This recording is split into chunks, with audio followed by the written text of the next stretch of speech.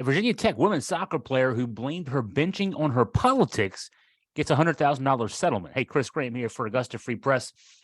The suit was filed by Kiersten Hening, who alleged that she had lost her starting position on the Virginia Tech soccer team after she refused to kneel during a unity ceremony at the beginning of a 2020 game, incidentally against University of Virginia. Virginia Tech AD Whit Babcock and a group of 76 current and former women's soccer players at Virginia Tech are standing with the Tech soccer coach, a guy named Chugger Adair, in the dispute. Now, the terms of the $100,000 settlement reached by the two sides last week included no admission of wrongdoing on either side, on either the coach, Adair, or the player, Hening, who has since graduated from Virginia Tech. A 3-day civil trial had been scheduled to start later this month, now avoided with the settlement. Babcock issued a statement of support for Adair, who was hired in 2010 and has a 148-win, 75-loss, 24-tie record in 13 seasons, including a 10-7-2 mark in 2022. Statement, a couple quotes from that. Coach Adair has positively impacted so many student-athletes' lives. Virginia Tech supports and believes in Coach Adair. His integrity is highly regarded throughout the soccer landscape, and his coaching abilities have brought unprecedented success to our women's soccer program. The university looks forward to Coach Adair being a part of our athletics family for many years to come. So there's a statement there. Nothing happening with him, obviously, with Whit Babcock, with that statement of support. Adair issued a statement via Twitter last week in which he said that he's pleased the case against him had been closed and that he's free to move forward, cleared of any wrongdoing. Not exactly. I mean, obviously $100,000 was changing hands there.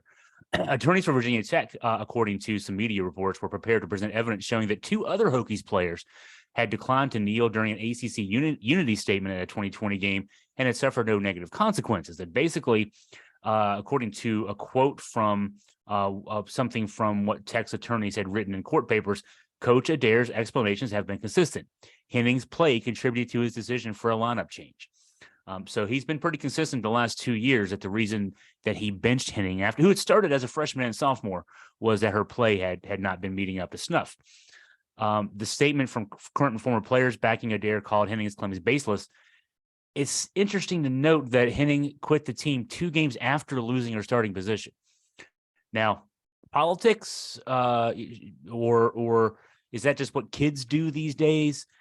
You see this often in other sports. You know, people pay most attention to football and basketball. When a player, especially in football, loses a starting position, you'll see them hit the transfer portal. In this case, Kiersten Hening quit the team. In generations past, maybe people like that would have just worked a little harder and gotten back in the starting position. But anyway, she filed suit in 2021 after losing her starting job. I think it was about 6 months transpiring in between her losing the starting job, quitting the team, and then her filing suit. She has again since graduated from the school, so that part of the situation is moot. She could, I guess, theoretically have the ability to come back and play another year with all the COVID redshirt years that are available to players, but she's declined to do so. This story is not surprisingly picking up a lot of traction on conservative media.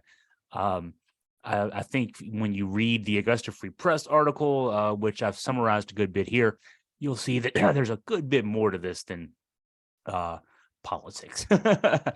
For that, go to AugustaFreePress.com to get the full story. Also, if you have any questions for me, any comments, any story ideas, anything of that nature, feel free to email me at chris@AugustaFreePress.com.